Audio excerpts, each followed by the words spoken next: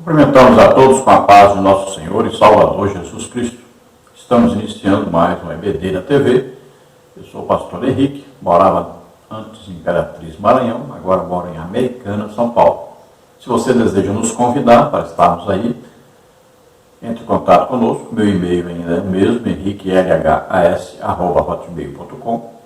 Meu telefone é o mesmo, DDD do Maranhão, 99, telefone 991520454, que também é o WhatsApp.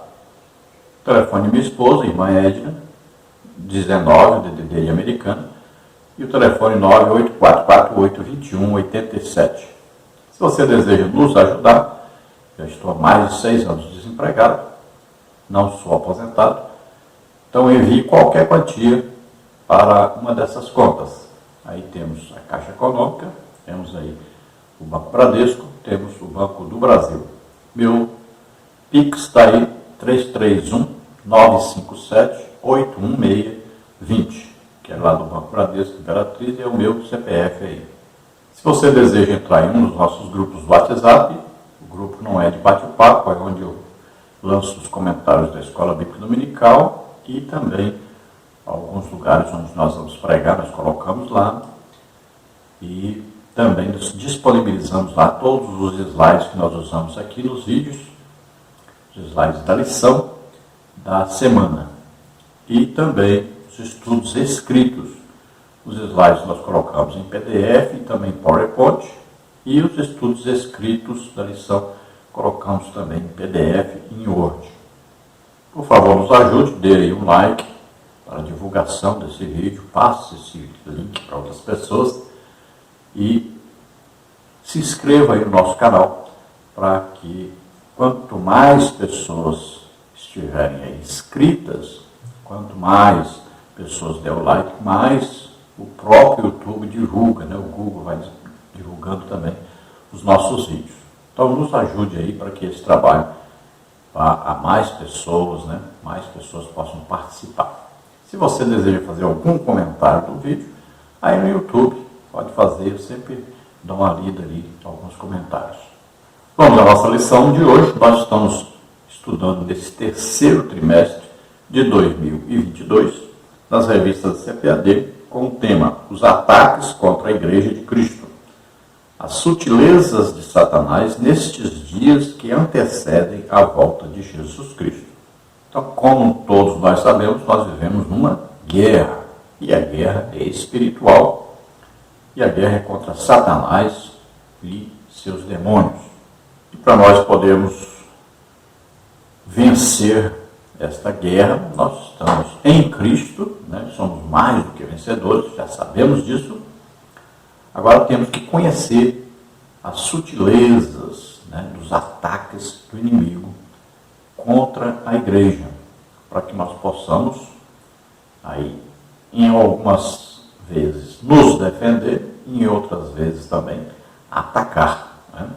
O certo é que, para a igreja prevalecer, a igreja deve estar sempre vigiando e orando. O comentarista da CPAD deste trimestre é o pastor José Gonçalves, que é pastor da Assembleia de Deus em Água Branca, no Piauí. Hoje nós vamos estudar então a lição número 2, a sutileza da banalização da graça. Então hoje nós vamos estudar mais detalhadamente dentro deste assunto graça. Então o que significa, né? Vamos ver aí bastante detalhes aí sobre a graça. Agora devemos entender que a palavra graça, existem aí centenas, né, de palavras graça na Bíblia. Agora, quando se fala em graça a respeito de salvação, é uma coisa. E outras palavras graça podem ter outros significados. Tá? A mesma palavra graça, tanto no hebraico quanto no grego, tem aí vários significados dessa palavra. Alguns exemplos da palavra graça aí você pode ver. E se eu com graça participo, por que sou blasfemado naquilo por que dou graças? Aí duas palavras graça com sentido diferente. A graça seja com todos vós. Amém. É outro sentido. Antes da maior graça, porque diz, Deus resiste aos soberbos e dá, porém, graça aos humildes. Já outro sentido da palavra graça.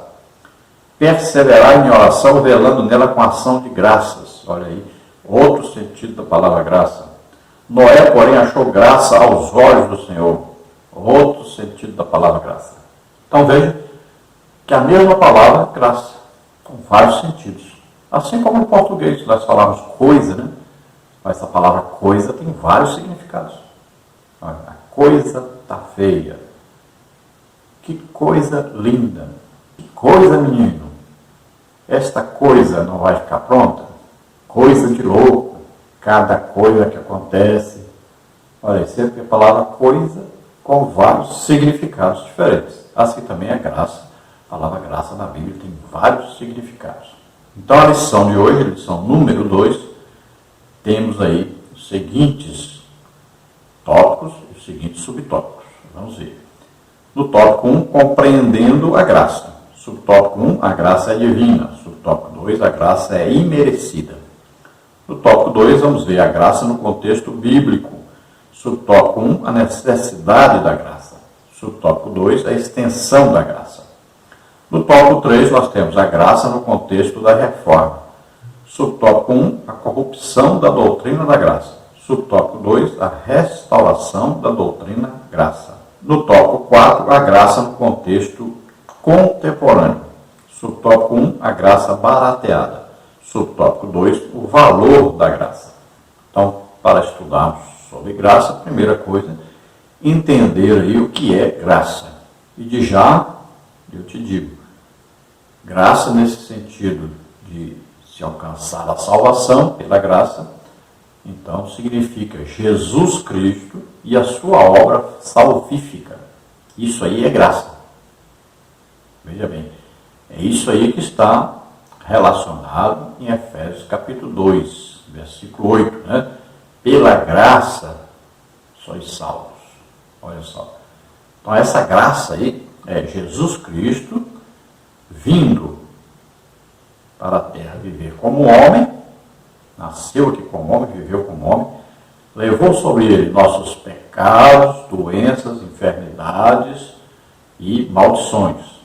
Então tudo que nos era contrário ele levou sobre ele e morreu a nossa morte, morreu em nosso lugar na cruz.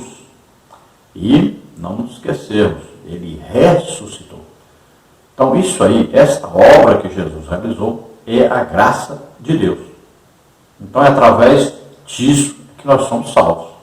Agora, precisa de quê? Para nós entrarmos a essa graça, para nós termos essa graça em nossa vida. Precisa de fé. Então, nós vamos ouvir a pregação do Evangelho que vai falar sobre esta obra que Jesus realizou em nosso lugar, para a nossa salvação. Nós vamos ouvir, aí se nós acreditarmos, somos salvos. Se nós não acreditarmos, não somos salvos. É pela fé na pregação a respeito da obra de Jesus, porque a obra de Jesus é que é a graça. Pela graça sois salvos. Aí diz, por meio da fé. Então precisa de fé para podermos sermos salvos, entrarmos a essa graça. Para que essa graça faça sentido na nossa vida. Essa salvação que Jesus conquistou na cruz por nós. Agora, para nós entrarmos a isso, para termos isso em nossa vida, precisamos acreditar. Então, mediante a fé. Aí ele diz, não vem de vós. O que não vem de vós? Aí diz, não vem de vós, é dom de Deus. Então, olha só. Nós não fizemos nada para sermos salvos. Jesus é que realizou a obra. É Jesus que é a graça. E o dom de Deus, exatamente, é a graça de Deus. Então, olha só, é Deus que deu. E, para nós, é gratuito. Né?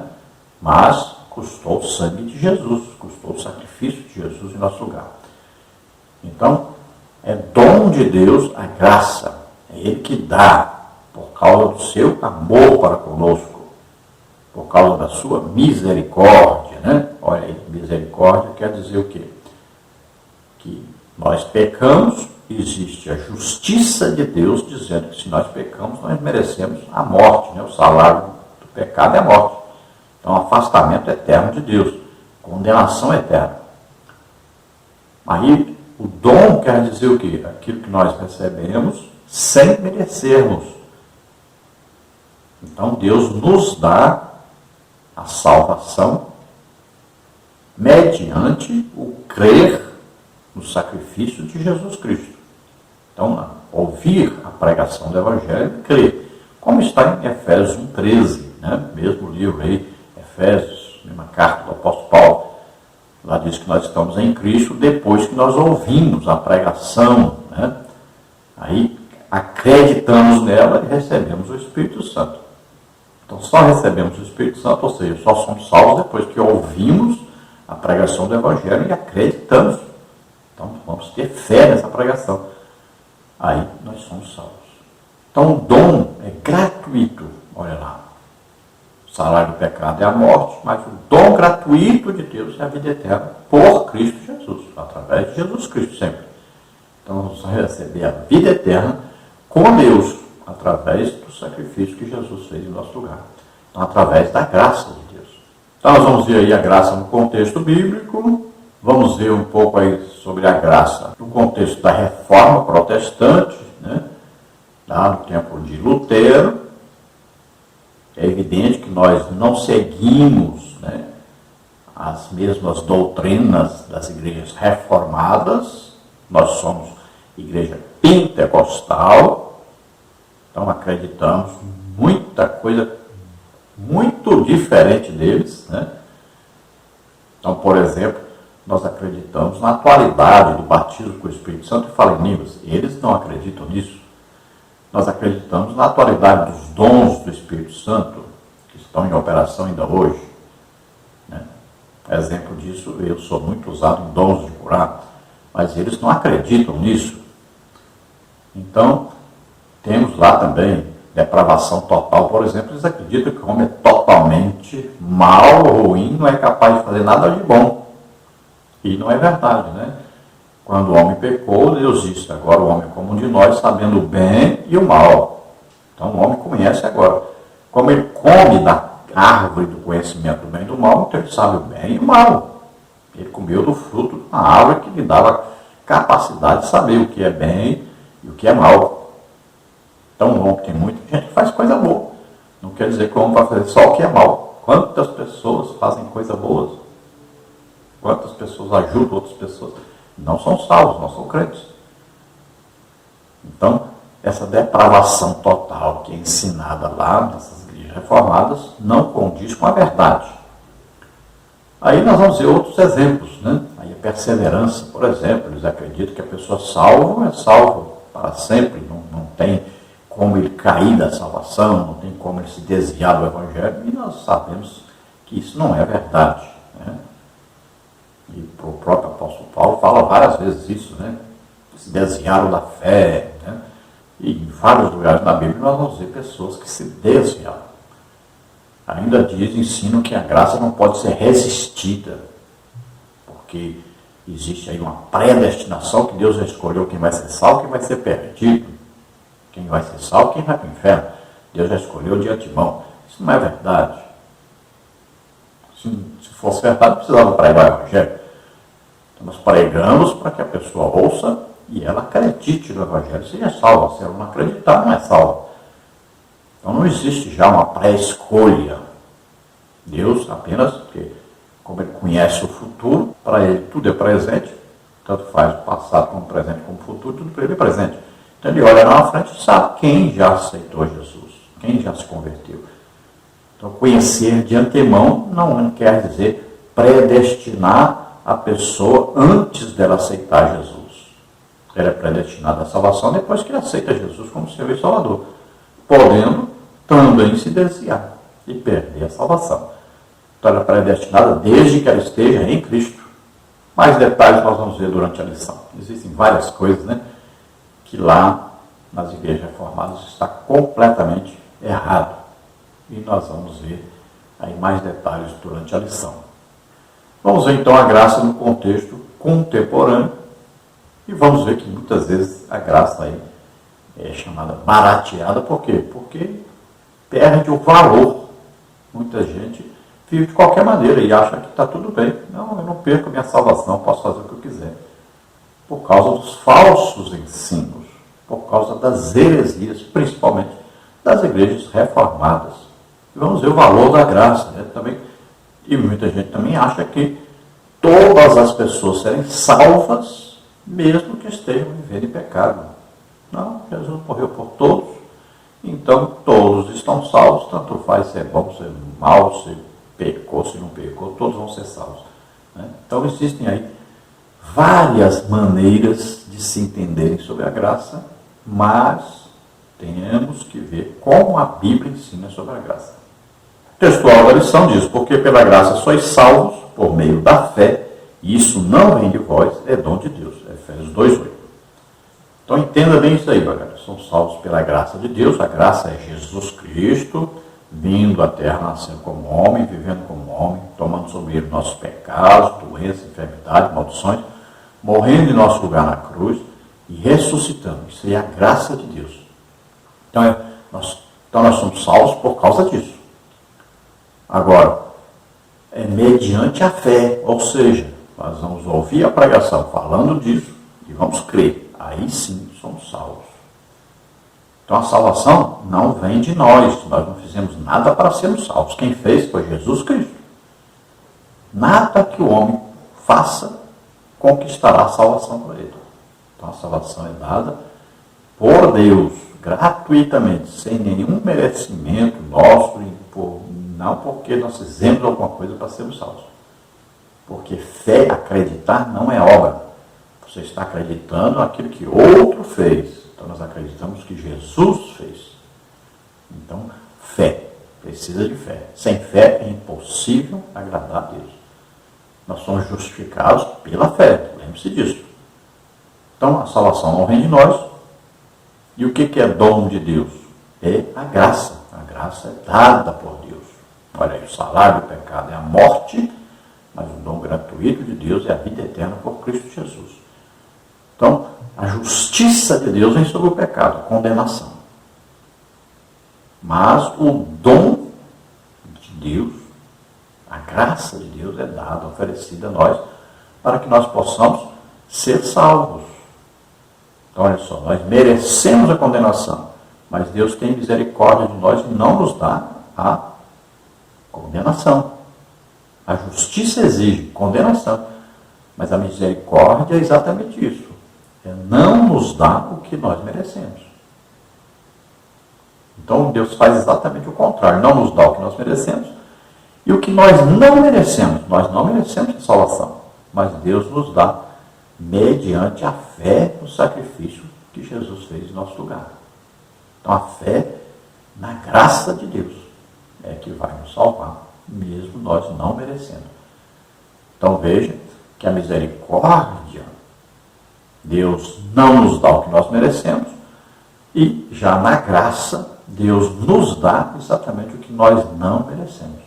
A verdade prática diz: a graça de Deus não é barata, ela requer arrependimento, novo comportamento, ou seja, nova vida em Cristo.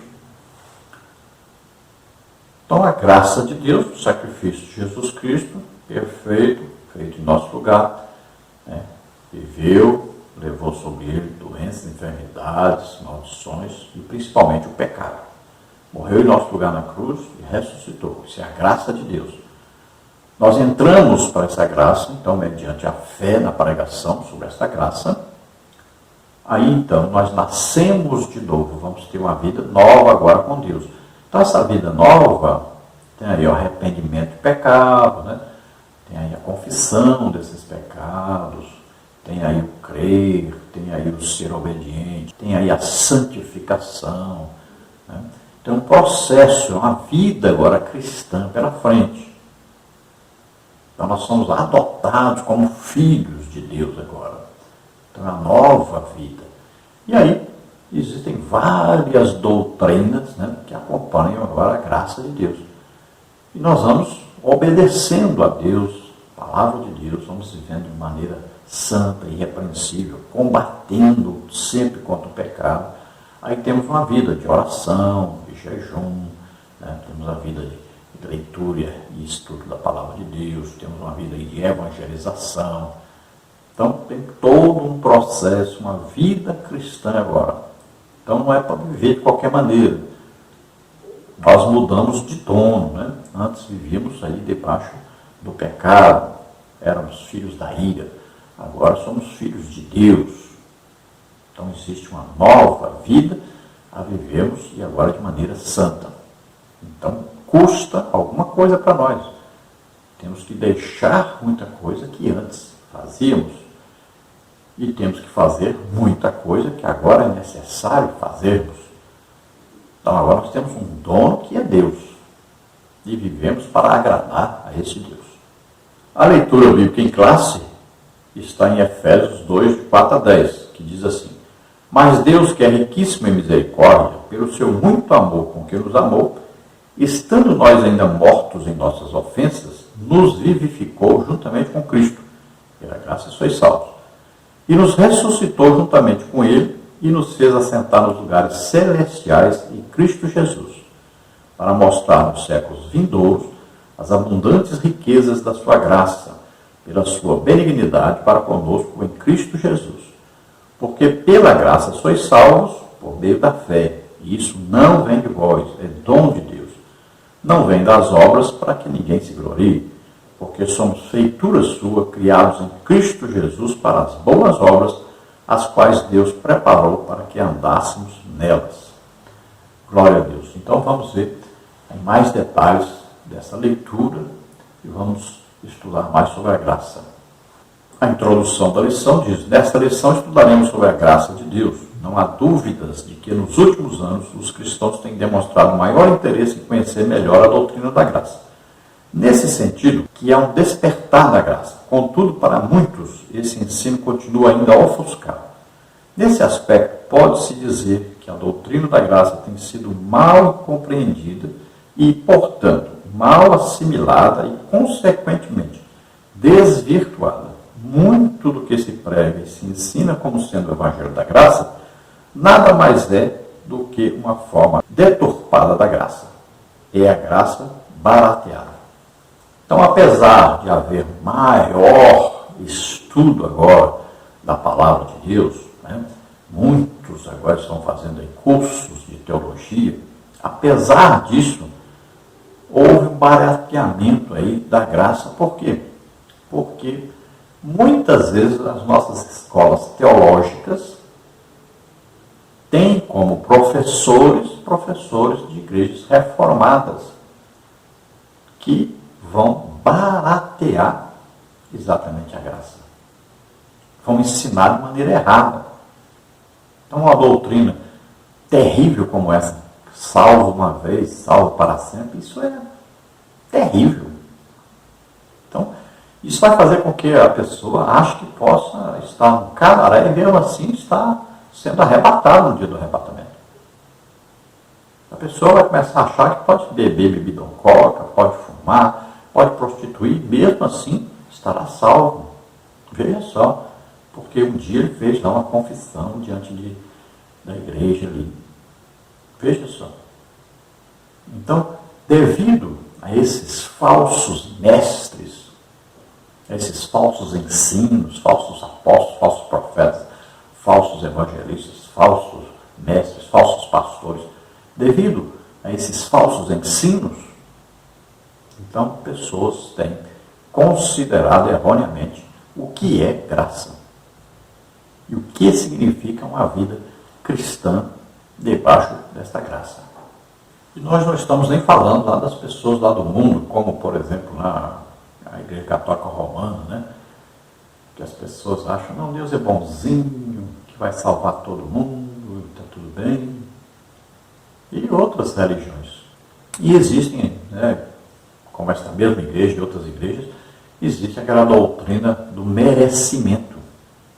São as obras mortas, chamadas na Bíblia, são obras que são feitas para que as pessoas sejam salvas. Então elas acham mesmo, elas entendem assim como se fossem salvas porque fazem alguma coisa. Por exemplo, porque dão esmolas, aí acham que são salvos por isso. Isto é um grande engano, um grande erro.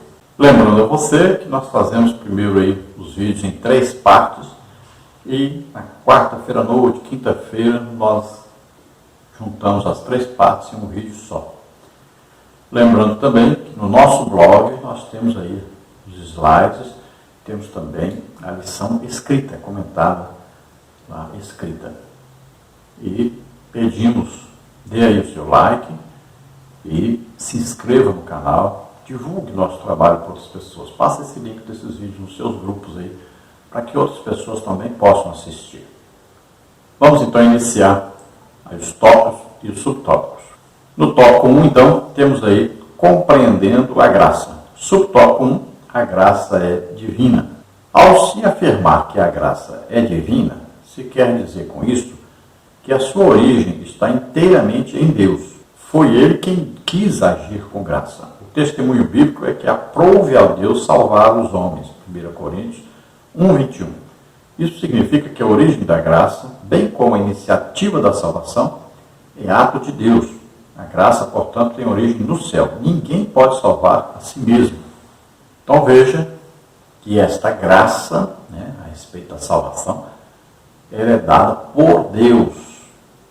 Ninguém pode dar essa graça. Ninguém consegue comprar essa graça, adquirir essa graça. Então ela é dada por Deus. E é sem merecimento, que nós vamos ver no próximo subtópico. Então veja bem, sempre depende de Deus. Ele que veio a nós. Não é nós que fomos até Ele. Nós não fomos buscar a salvação. Ele que veio a nós, Ele que enviou o seu Filho. E a Bíblia diz bem claro, Ele nos amou primeiro. Veja só, a iniciativa toda foi de Deus. Deus prova o seu amor para conosco em que Cristo Jesus morreu por nós, sendo nós ainda pecadores. Então veja que Ele é quem enviou, Ele tomou a iniciativa de nos salvar. Então, Ele olhou a sua criação, olhou no futuro, para nós é futuro, para Ele tudo é presente, mas Ele viu essa criação caindo em pecado, sendo condenada. O que Ele faz então? Ele cria um plano de salvação. Ele cria então um plano da graça. É esse plano que nós chamamos de plano de salvação, plano de redenção.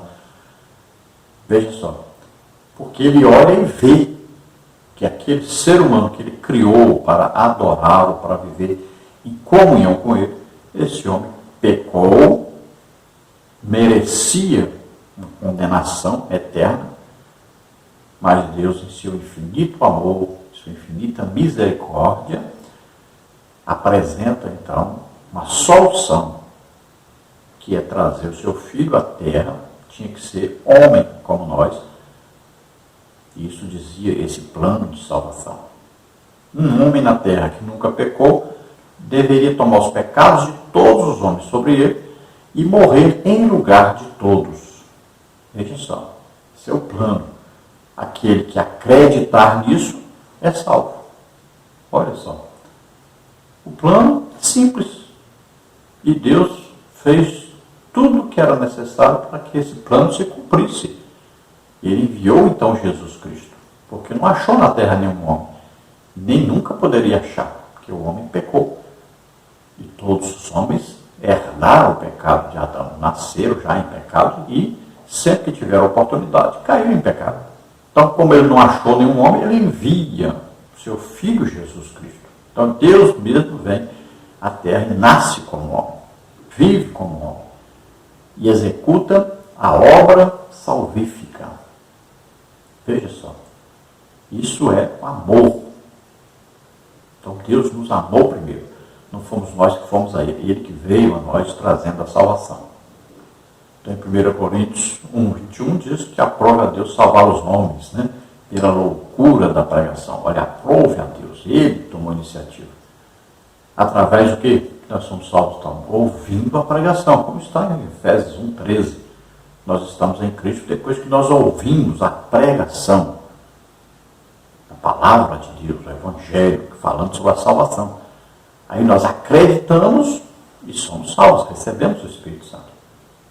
Então veja só, é bem simples e está bem claro aí na palavra de Deus. Olha, a fé vem pelo ouvir a palavra de Deus. Então nós ouvimos o quê? A palavra de Deus, a pregação do Evangelho. Olha, se com a tua boca confessares o Senhor Jesus e teu coração creres que Deus ressuscitou dos mortos, serás salvo. Todo aquele que me confessar diante dos homens, eu confesso diante do meu Deus. Veja só. Então a condição aí o quê? É a fé. Só essa. E não é obra. É você acreditar que Jesus realizou a obra. Que Jesus realizou a salvação por nós. Então é pregação.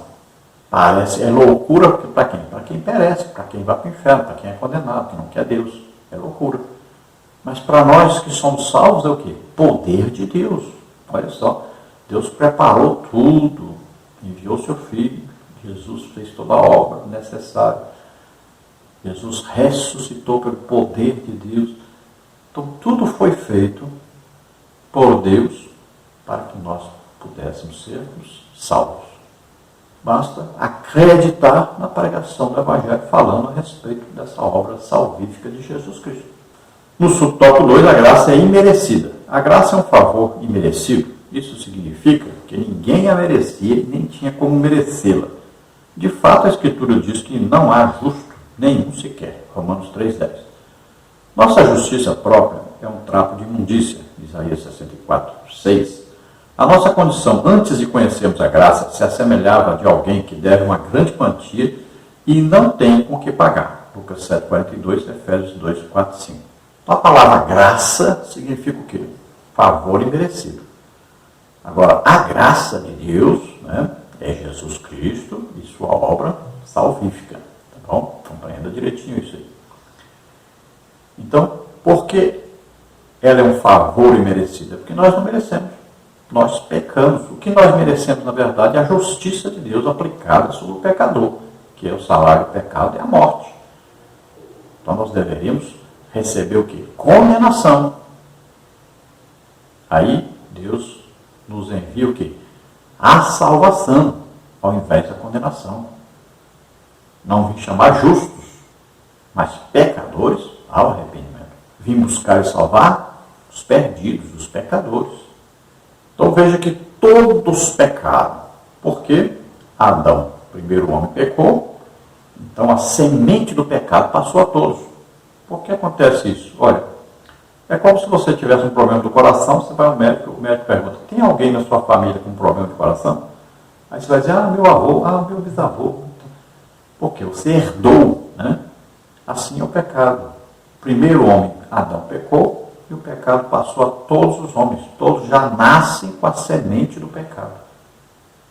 E aí, quando tem a oportunidade de pecar, pecam. Porque está dentro, está lá já. Então, todos os homens pecaram. Todos já nascem com a semente do pecado e na primeira oportunidade já pecam. Então, está ali o pecado. Então, o que acontece? Como todos estavam condenados, olha lá, Romanos 3,23 diz que todos pecaram, destituídos estavam da glória de Deus. Romanos 6,23 diz que então, o salário do pecado é a morte. Então veja, todos estavam debaixo de uma condenação. E tudo que nós fizermos de bom são como trapos de imundícia diante de Deus. Ou seja, o que é trapo de imundícia? É o pano que as mulheres usavam quando menstruavam. Isso é trapo de imundícia. Veja só. Então, é coisa para jogar fora. É imundícia mesmo. Porque se nós fizermos qualquer coisa pensando em sermos salvos, isso é uma obra morta. Ao invés de ser uma coisa boa, é uma coisa ruim diante de Deus.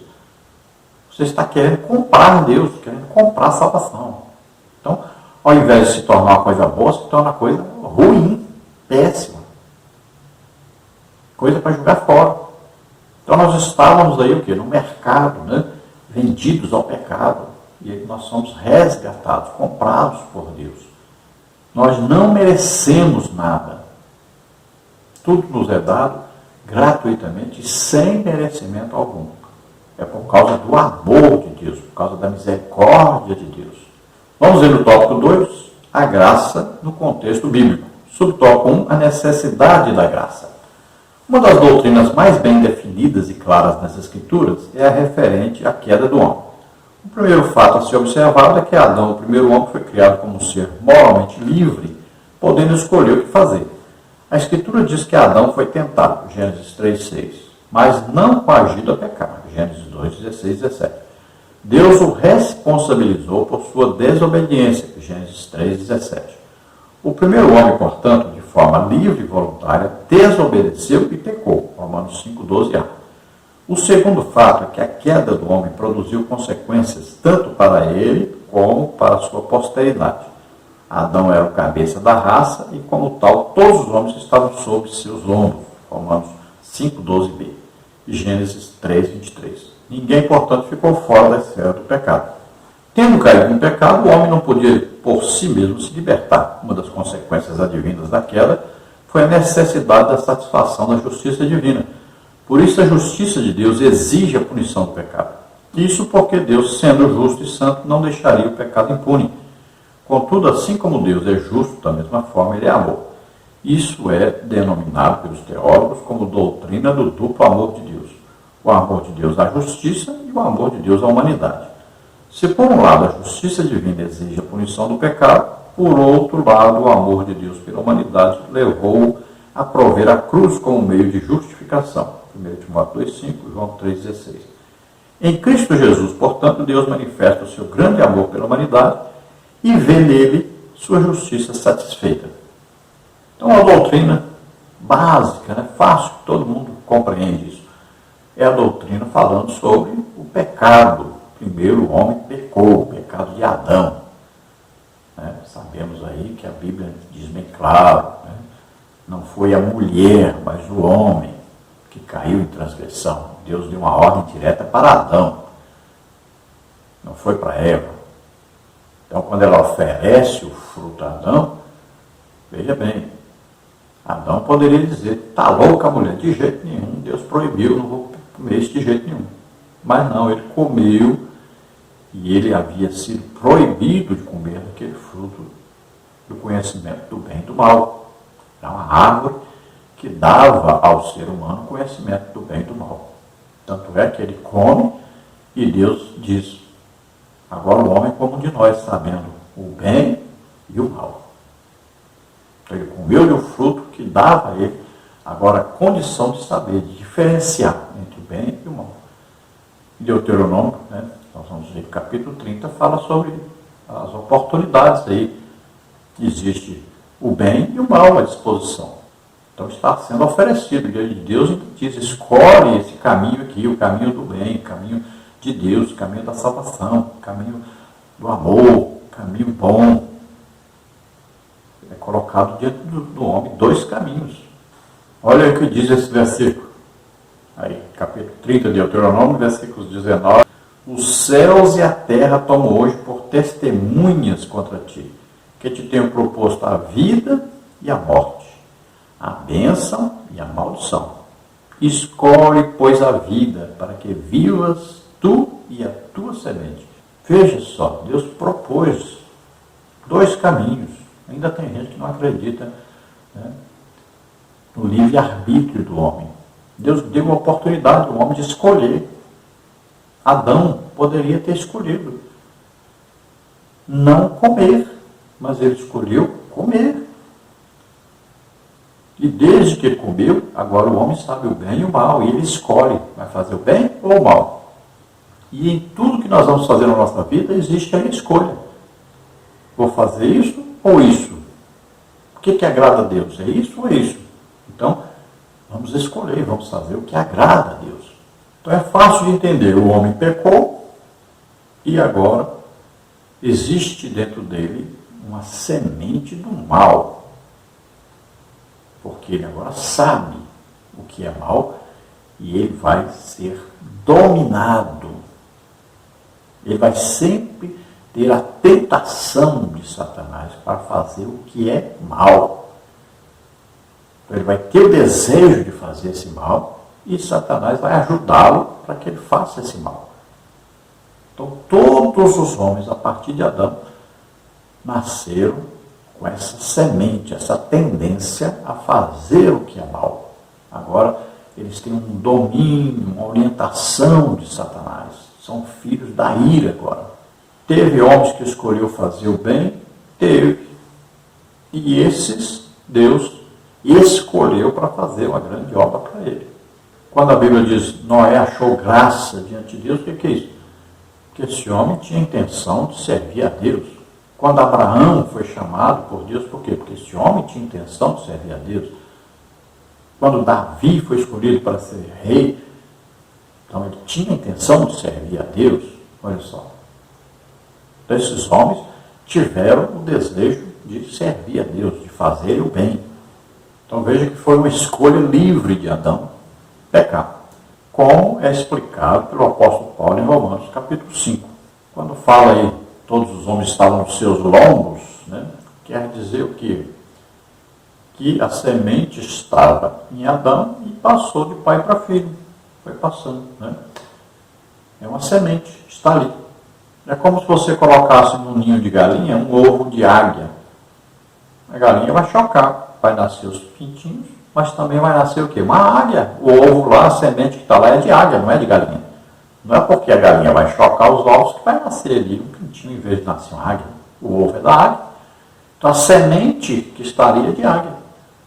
Então um dia vai andando no terreiro com os pintinhos, um dia ela bate a asa e voa, porque ela tem a semente o quê? De uma águia. Nasceu para voar, não é para andar.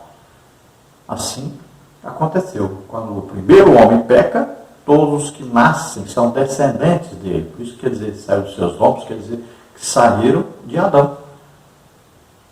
Todos são descendentes, então, de Adão. Então o pecado estava ali. Então o pecado passou a todos os filhos, né, os descendentes de Adão. Então todos os homens. A Bíblia diz o quê? Todos pecaram. Destituídos estavam na glória de Deus. Olha aí, Romanos 3, 23. Se todos pecaram, ninguém tem condição de sair dessa vida pecado. Ninguém tem condição de se salvar a si próprio. Então todos estavam o quê? Condenados. O salário do pecado é a morte. Aí vem o quê? Morte física, morte da alma, morte do espírito. Física é corpo. A alma que pecar está morrendo lá, afastado de Deus para sempre. Espiritual, por quê? Olha, Satanás é espírito. Para onde ele vai? Lago de fogo e enxofre. Então, espírito também. O ser humano, corpo, alma e espírito. Onde vai um, vai todos. As três partes. Se o homem pecar, viver no pecado, não se converter, não crer no Evangelho, vai para o lago de fogo e enxofre total, corpo, alma e espírito. E se o homem se converter, então vai para o céu o quê? Corpo, alma e espírito. O corpo é transformado no corpo glorioso, espiritual, celestial, para viver no céu, corpo espiritual, para viver na terra, corpo terrestre. Então vai corpo, alma e espírito para o céu. É assim que funciona. É um ser integral. Então existia o quê? Uma condenação para o pecado. A justiça de Deus dizia, pecou, merece lago de fogo e enxofre. É uma condenação. E é eterna. É uma vida eterna. O homem nasceu para ter uma vida eterna. Ou com Deus, ou com Satanás. Ou no céu, ou no lago de fogo e enxofre. Então, como o homem merecia a condenação, vem Deus com seu amor, sua misericórdia. Então, merece a condenação. Então, Deus diz, não, eu quero dar o perdão. Então, Deus não dá o que nós merecemos. Ele dá o que nós não merecemos, que é a graça. É Jesus fazendo a sua obra salvífica para que nós sejamos salvos. É a graça de Deus que Ele oferece. Agora, tem muita gente que não quer, que não vai aceitar essa graça. Vai ouvir o Evangelho e não vai aceitar. Tem gente também que a própria natureza é uma pregação do Evangelho para ele. E ele vai ver que existe um Deus, mas não quer esse Deus. Então todos esses são condenados porque rejeitaram a graça de Deus. Então a graça foi oferecida a todos. O sacrifício de Jesus foi por todos. Agora, para entrar para essa graça, para entrar para essa salvação, somente crendo na pregação do Evangelho. E aí Deus tem várias maneiras de pregar o Evangelho. Até a própria natureza prega o Evangelho. como o apóstolo Paulo registrou lá em Romanos capítulo 1. Né? Ninguém tem desculpa diante de Deus. Qualquer pessoa no mundo inteiro que quiser ouvir o Evangelho, que desejar saber sobre Deus, ouvir sobre Deus, Deus vai enviar alguém para pregar para ele, para que ele possa ser salvo. Então o homem é justificado pela fé, ou seja, pelo crer no Evangelho. Então a justiça que dizia que nós deveríamos ser condenados, ela foi aplicada sobre Jesus. Jesus foi condenado em nosso lugar. Qual era a condenação? Morte de cruz.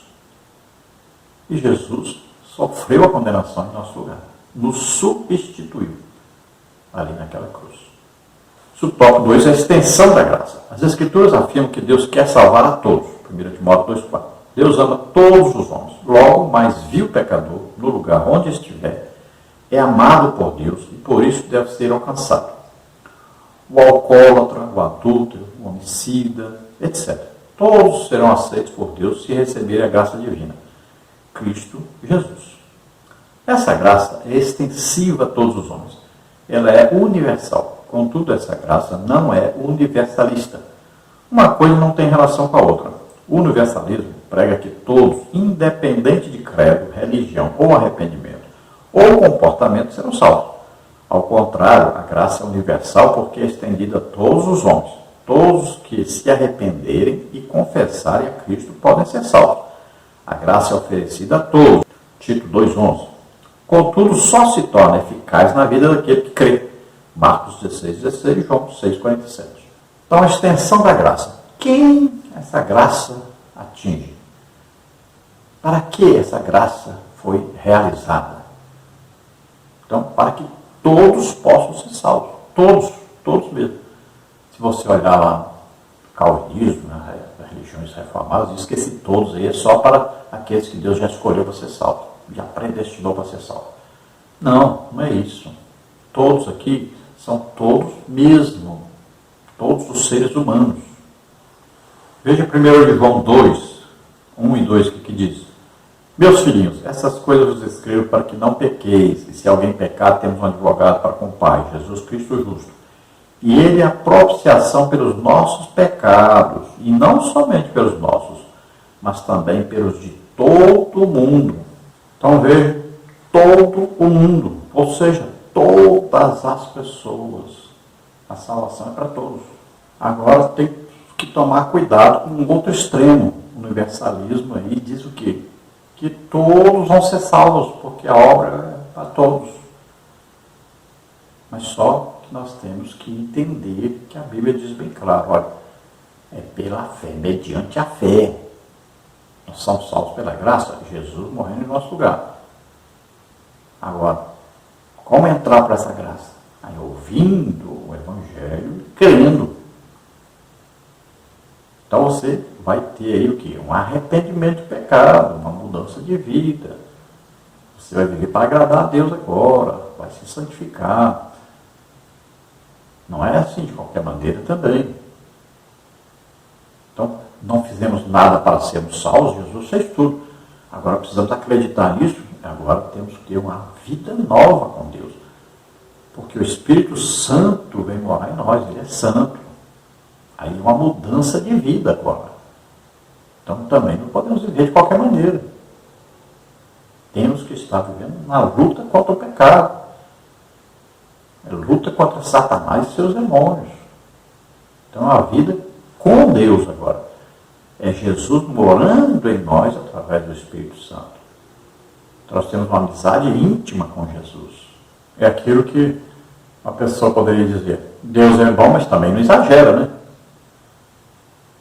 Então, temos que tomar cuidado. Nós não vamos viver de qualquer maneira, achando agora que todos vão ser salvos, independentemente de crerem ou não no Evangelho, de terem ou não uma mudança de vida, de se santificarem ou não. Não é assim. Então, olhemos direitinho e temos que ter muito cuidado com esses falsos ensinos que existem por aí.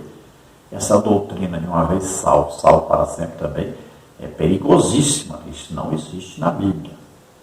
Já estamos então na terceira parte. Lembrando a você que nós fazemos primeiro as 3 partes, depois juntamos tudo numa parte só.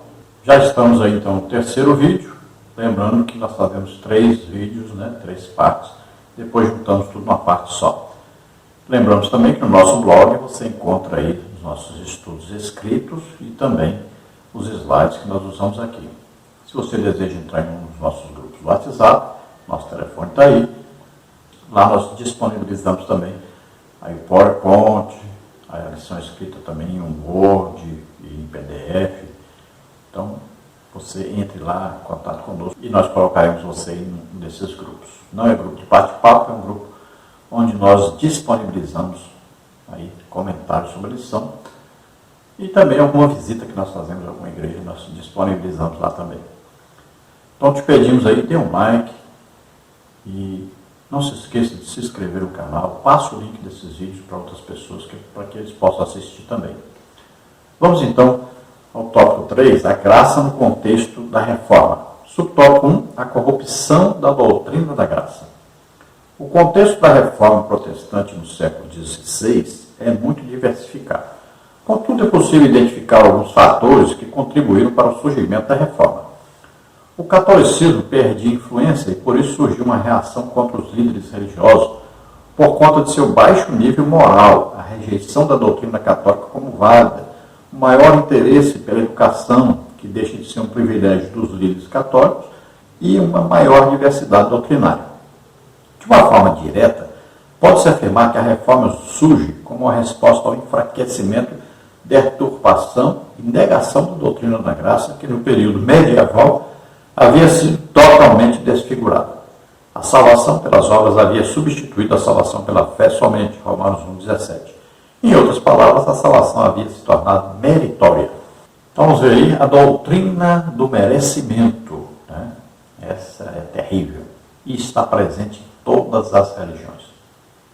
Veja, se você for no islamismo, por exemplo, eles vão falar sobre dar esmolas, ajudar as pessoas, as viúvas e tal. Lá tem. No catolicismo romano tem as esmolas, tem aí ajudar as pessoas e coisa e tal. Se você for lá no hinduísmo, no espiritismo, qualquer outra religião que você for, tem lá a doutrina do merecimento. Ou seja, fazer alguma coisa para conseguir o favor de Deus, a salvação de Deus, o perdão de Deus. Então, sempre existe isso, sempre existiu isso, a doutrina do merecimento. E essa é a doutrina terrível, que afasta o homem de Deus, porque Deus recebe isso como afronta. Veja só, que é chamado como obra morta, que é toda obra que é feita com o intuito de conquistar a salvação. Veja bem, de forçar Deus a alguma coisa. E lá no templo que aconteceu essa reforma, veja bem, a reforma aconteceu lá na Europa, ali no meio onde a Igreja Católica Romana imperava. Não quer dizer que o resto do mundo estava do mesmo jeito. Tem muita gente que confunde isso. Tem gente que pensa que nessa época não existia a igreja, que a igreja não sabia as doutrinas básicas. Não, a igreja pentecostal sempre existiu desde que aconteceu no dia do Pentecostes o batismo com o Espírito Santo. A igreja continuou existindo, é uma igreja boa, igreja santa, cheia do Espírito Santo, continuou. Só que a igreja cheia do Espírito Santo nunca participou dessas reuniões de outras igrejas. Nunca nem chamados eram. Então, não estavam nesse meio realmente. Então, houve ali naquela região uma revolta, vamos dizer assim, contra exatamente essa doutrina do merecimento. O Lutero, lendo a palavra de Deus, viu lá em Romanos, dizendo que somente pela fé é que o homem é justificado diante de Deus. Olha, Abraão foi justificado pela fé. Nós somos salvos pela graça de Deus mediante a fé. Se não houver fé, não há salvação. Então essa doutrina da fé, da justificação pela fé, está bem clara na Bíblia.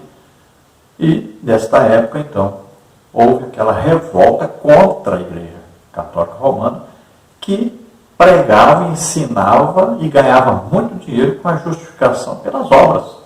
Então se comprava céu, comprava lá uma cadeira no céu. As pessoas ricas possuíam, lá, segundo a Igreja Católica Romana, uma cadeira no céu, compravam. E nós, no tempo que eu fiz um curso de teologia, houve um católico lá que disse bem claro, numa aula, ele disse que ele havia comprado na mão de um padre uma cadeira no céu. Veja só. Então hoje ainda existe isso. É a doutrina do merecimento. Pessoas que acham que porque dão uma esmola, porque dão um dinheiro lá para a igreja, então, se acham então que é justificados diante de Deus, perdoados pelos seus pecados. Continuam vivendo na parte do pecado dizendo, não, está tudo bem, porque eu dou dinheiro lá para os pobres, eu ajudo a igreja e tal. Principalmente pessoas ricas gostam demais dessa doutrina do merecimento. Então, nessa revolução que houve uma mudança de atitude, houve um racha na Igreja Católica, né?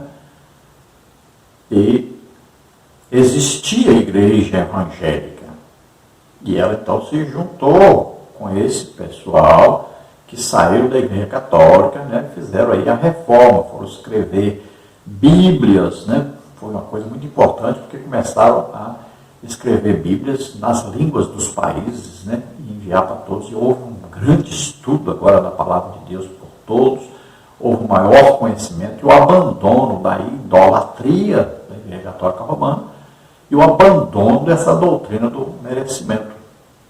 Agora, houve um grande prejuízo também, que é esse prejuízo devido aos falsos ensinos, às heresias dessas igrejas reformadas.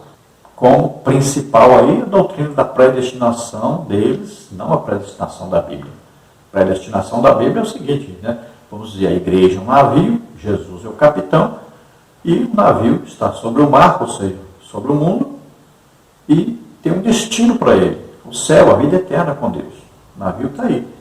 Agora, lá dentro tem o quê? Os marinheiros, que são os crentes, né? Com redes daí, anzóis e tal, vão pescando no mar. O mar é o mundo. As pessoas vão pescando, as pessoas vão entrando dentro do barco. O barco está arrumando, tem um destino para o barco. É o céu, a vida eterna com Deus.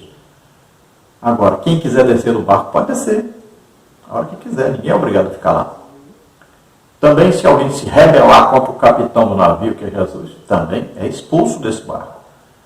Então o barco está seguindo. Olha, o barco está predestinado.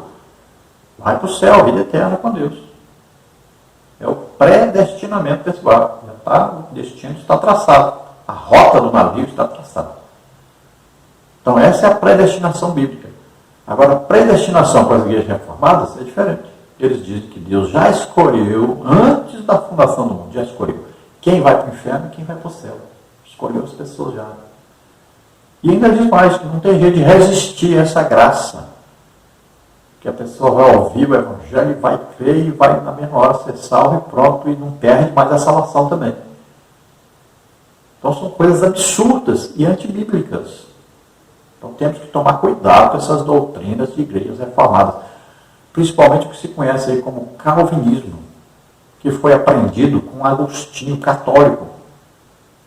Veja bem, coisas de padres. Né? Calvino também foi padre. Então são coisas de gente que nunca foram nem batizados com o Espírito Santo. Temos que tomar cuidado com isso. Então lá se estuda muito, realmente, as Escrituras. Sim, é como se fosse colocar a Bíblia no computador. Né? Você pega assim, versículo tal, combina com versículo tal, que combina com versículo tal, que combina com versículo tal e tal. Se junta tudo isso aí, formar uma doutrina e para apoiar essa doutrina, torcer um punhado de versículos bíblicos, né? O sentido de vários versículos bíblicos para apoiar essa doutrina falsa deles. Então temos que tomar muito cuidado com isso. Tem ensino muito bom? Tem, mas cuidado, porque no meio tem lá os espinhos. Tome cuidado, são estudos maravilhosos. Por quê? Naquele tempo não tinha computador. Então eles pegavam e estudavam muito a Bíblia para ver os versículos ali que apoiavam cada ideia. Então, são estudos muito bons, muito bem elaborados, mas no meio tem a doutrina falsa lá. Cuidado com isso. As heresias estão entranhadas ali nesses livros, principalmente os calvinistas, né? Ou aí as primeiras igrejas batistas aí, memoriais também. Cuidado com essa doutrina de uma vez salvo, salvo para sempre. Cuidado com isso. Subtópico 2, a restauração da doutrina graça. Como foi observada, a reforma, portanto, surge como uma reação à corrupção da doutrina da graça. Lutero, monge alemão agostiniano, se torna o principal porta-voz da doutrina pela fé somente. Posteriormente, o lema luterano seria conhecido como uma das 5 solas, sola gratia, sola graça. Os reformadores estavam também convictos de que somente através do retorno às Escrituras a doutrina da graça poderia ser restaurada. Foi por isso que lutaram, foi por isso que sofreram e até mesmo morreram. A doutrina da graça não aceita misturas, é pela graça somente que somos salvos. Então, você precisa saber das doutrinas calvinistas, né, para poder escapar delas. Por exemplo, esse diz que não existe livre-arbítrio, que está bem claro na palavra de Deus. Né? Nós temos o exemplo de Deuteronômio 30, né? Deus dizendo, escolhe, bem claro. Adão teve uma escolha. Então, é uma coisa bem simples na Bíblia, mas que eles negam veementemente. Aí a atualização do batismo com o Espírito Santo, falar em línguas, eles não aceitam isso de jeito nenhum. Diz que é só para a época dos apóstolos. Os dons do Espírito Santo, eles também não aceitam a atualidade desses dons em operação hoje. Dizem que é só para a época dos apóstolos. Predestinação, eles dizem então que Deus já escolheu quem vai ser salvo, quem vai para o inferno. Depravação total, eles dizem que o homem é mau e nunca faz bem, nunca tem intenção de fazer o bem. Sobre a graça ser resistida, diz que a graça é irresistível. Né? Jesus disse, Jerusalém, Jerusalém, quantas vezes quis eu juntar vocês como pintinhos debaixo da asa da galinha, e vocês não quiseram, resistiram à graça. E vários outros exemplos, né? Existe aí, o Judas resistiu à graça, e tantos outros resistiram à graça de Deus. O apóstolo Paulo fala de vários, né, que se desviaram da fé, e eles não acreditam que as pessoas podem perder a salvação. E várias doutrinas contrárias à palavra de Deus, que você tem que tomar cuidado para não cair nessa. Outra coisa que eles dizem que Jesus só morreu pelos salvos, não foi por todos os seres humanos. Ele escolheu quem ia ser salvo e morreu só por esses salvos.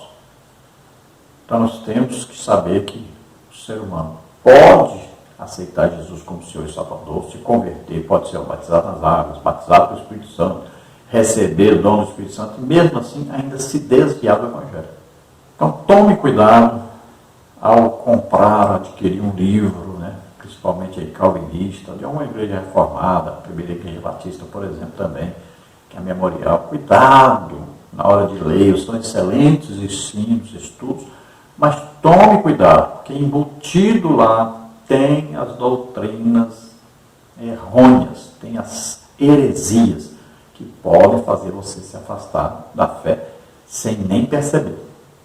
Nós estamos recebendo aí notícia de uma intenção da Assembleia de Deus de se juntar com o calvinista numa educação em colégios da Assembleia de Deus. Cuidado, gente, pelo amor de Deus, acordem. Vocês estão querendo fazer o quê? Desviar o povo de Deus do pentecostalismo, aí, fechar o Espírito Santo, que a intenção do calvinismo é essa, é haver um abandono da ação, da manifestação sobrenatural do Espírito Santo no meio da igreja. É uma arma satânica. É o afastamento total das manifestações do Espírito Santo, das manifestações sobrenaturais do Espírito Santo no meio da igreja. Acordem, pelo amor de Deus, acordem. No tópico 4, nós temos a graça no contexto contemporâneo. Subtópico 1, a graça barateada. Há muita expressão graça barateada foi introduzida na literatura para expressar a vida cristã nominal ou mundanizada. De fato, o evangelho expresso por alguns ensinadores não reflete mais a graça. Parece que quanto mais cresce, menos influência os evangélicos estão causando na sociedade. Urge voltar para o Evangelho da genuína graça de Deus. Paulo foi o defensor do Evangelho da graça. O apóstolo sabia do alto preço que custou a nossa salvação, o sangue de Cristo. A salvação é de graça, mas o seu preço custou caro. Então, graça barateada quer dizer isso, graça que perdeu o valor que é o sangue de Jesus Cristo. Parece que as pessoas começaram a menosprezar a graça, achar que isso é uma coisa que não custou nada. Realmente, para nós, não custou nada. Nós não fizemos nada para sermos salvos. Jesus conquistou tudo. Então, o preço foi altíssimo. Cada chicotada daquela, cada pontapé, cada murro, a coroa de espinho na cabeça, furar as mãos, os pés, o furado ali do lado, tudo isso custou. Jesus foi pregado numa cruz, o sacrifício foi muito grande. E ele fez isso tudo por causa de nós, por amor a nós. Então custou caríssimo. Nós não podemos viver de qualquer maneira. Não podemos viver no pecado. Não podemos achar que agora podemos fazer de tudo, estar em qualquer parte, ver qualquer coisa e permanecermos salvos. E Deus vai, no final, nos salvar, nos perdoar por tudo e podemos viver de qualquer maneira. Não, nós temos que viver em constante luta contra o pecado. Temos que viver em santificação. No subtópico 2, o valor da graça. Escrevendo aos Coríntios, o apóstolo da graça afirmou: vocês foram comprados por preço. 1 Coríntios 7, 23. Paulo foi o defensor do Evangelho da graça. Em seu tempo, ele não aceitou de forma alguma os penduricalhos que alguns cristãos quiseram pôr ao Evangelho. O apóstolo sabia do alto preço que custou a nossa salvação, o sangue de Cristo. A salvação é de graça, mas o seu preço custou caro. Duas coisas precisam ser observadas neste texto. Primeiramente, a voz passiva do verbo grego indica que outra pessoa fez a transação por nós, e o tempo verbal, aoristo, diz que essa transação foi completa. Não há mérito humano. Cristo pagou o preço e fez tudo por nós. Nada mais precisa ser acrescentado à nossa salvação. Isso é graça. Então veja que nós somos comprados por bom preço. O preço, o sangue de Jesus Cristo. A vida de Jesus Cristo, que foi ceifada na cruz por nós. Veja bem, custou caríssimo. Veja bem, custou muito caro. Imagine, Deus deu o seu único filho, unigênito filho, para morrer em nosso lugar. E veja que o sacrifício foi perfeito, o sacrifício foi único e suficiente. Então, tudo que era preciso ser feito para nós sermos salvos, Jesus fez. Agora, isso custou muito caro. Veja que aquele sofrimento é um sofrimento que nenhum ser humano passou por aquele sofrimento, o tamanho daquele sofrimento. Então, não despreze isso. Não viva de qualquer maneira pensando que está tudo bem. Evangelho é coisa para pessoas que querem dar suas vidas a receber o Jesus Cristo, Filho de Deus, como Senhor, como Salvador, que fez o sacrifício único, perfeito e suficiente em nosso lugar. Então tome cuidado com isso. Não pense que você pode viver de qualquer maneira. Não pense que você é dono de si mesmo. Não, você tem um dono e o dono é Deus. É propriedade de Deus cada um de nós.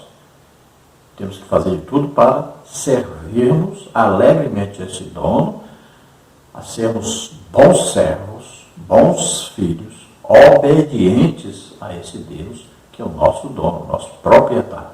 Conclusão, nesta lição partimos da necessidade de se compreender corretamente o que é a graça de Deus.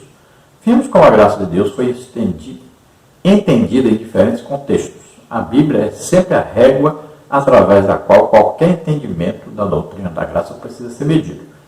Como verberou na Reforma, a Escritura continua ecoando em nossos dias. A salvação é somente pela graça. Então vimos alguma coisa aí falando sobre a graça. É evidente que não dá tempo de falarmos tudo, é muita coisa. E a palavra graça tem vários sentidos na Bíblia, mas aprendemos bastante coisa hoje sobre essa graça salvadora, né? A graça se referindo à nossa salvação, A graça se referindo aí a Jesus Cristo e a sua obra salvífica, morrendo em nosso lugar na cruz. Ele veio, viveu como homem, tomou sobre ele os nossos pecados, doenças, enfermidades, maldições, tudo que nos era contrário, morreu em nosso lugar. Nós aqui tínhamos, a justiça de Deus diz que nós tínhamos que morrer naquela cruz. Mas Jesus tomou o nosso lugar, morreu em nosso lugar. E ele ressuscitou pelo poder de Deus. Ele foi justificado em espírito. Então veja que ele realizou a graça de Deus. Ele realizou a obra salvífica. Esta é a graça. E nós entramos a essa graça, a essa salvação, mediante a fé nessa salvação. Então nós ouvimos a pregação sobre esta graça. Cremos e aí recebemos o Espírito Santo. Ou seja, somos salvos nesta hora. Aí agora para viver uma vida nova, deixarmos o pecado. Tem que haver um arrependimento do pecado aí. E tem que haver agora uma santificação, uma vida santa, irrepreensível, de luta contra o pecado. Lutamos sempre, toda a nossa vida cristã, vamos lutar contra o pecado. E vamos viver em oração, jejum, estudo da Bíblia e evangelizando. Se você ouvindo esta mensagem, esta palavra de Deus, e você deseja agora entregar sua vida para Deus, você agora se arrepende dos seus pecados, você quer agora aceitar a Jesus Cristo como único Salvador, Senhor, você crê que Ele veio à terra, viveu como homem, levou sobre Ele nossos pecados, doenças, enfermidade, maldições, e ressuscitou depois de morrer na cruz em nosso lugar, você acredita nisso? Então você é salvo agora. Vamos orar agora. Em nome de Jesus, receba a salvação. Você que está doente, está enfermo, acredite agora na obra que Jesus fez e receba a sua cura, em nome de Jesus. Vamos orar. Pai querido, em nome de Jesus, te apresentamos essas vidas que se chegam a Ti agora. Se alegra, Senhor, recebe-os, Senhor, como filhos.